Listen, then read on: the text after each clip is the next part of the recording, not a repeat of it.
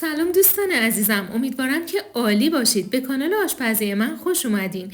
امروز میخوایم با هم یه غذایی درست کنیم که هم فوق‌العاده خوشمزه است و هم خیلی شیک و متفاوته. بریم با هم ببینیم.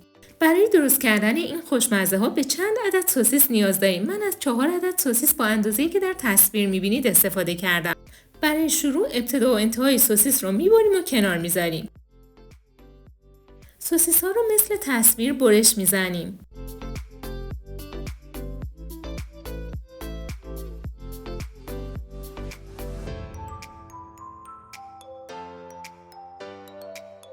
توی این مرحله به خمیر هزارلا نیاز داریم. خمیر رو باز میکنیم و با وردنه سطحش رو صاف میکنیم.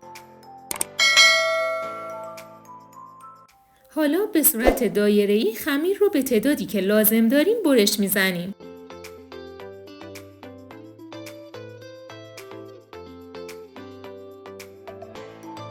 سوسیس ها رو مثل تصویر شکل میدیم و با خلال دندون فیکس میکنیم.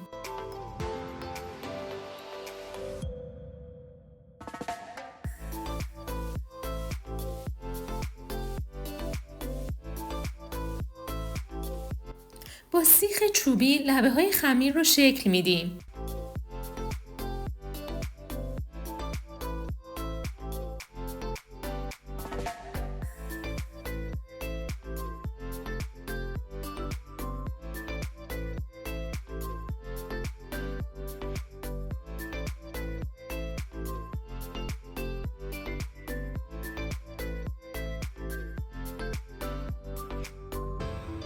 داخل هر کدوم از سوسیس‌ها یه زرده تخم مرغ قرار میدیم.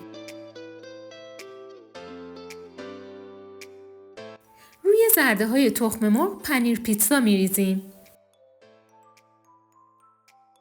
توی این مرحله یک عدد تخم مرغ را هم میزنیم و با براش لبه های خمیر و کناره های سوسیس رو به تخم مرغ آغشته میکنیم.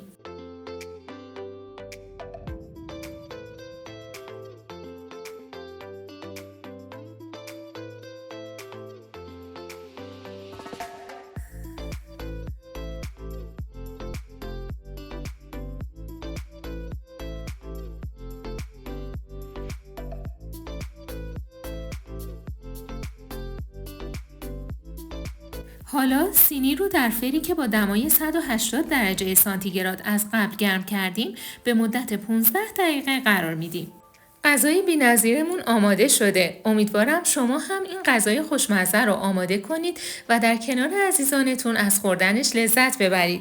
دوستان عزیزم ممنون از همراهیتون. لطفاً اگر این ویدیو رو دوست داشتید لایکش کنید، کانالمو سابسکرایب کنید و زنگوله رو بزنید که اگر ویدیوی جدید گذاشتم با خبر بشید.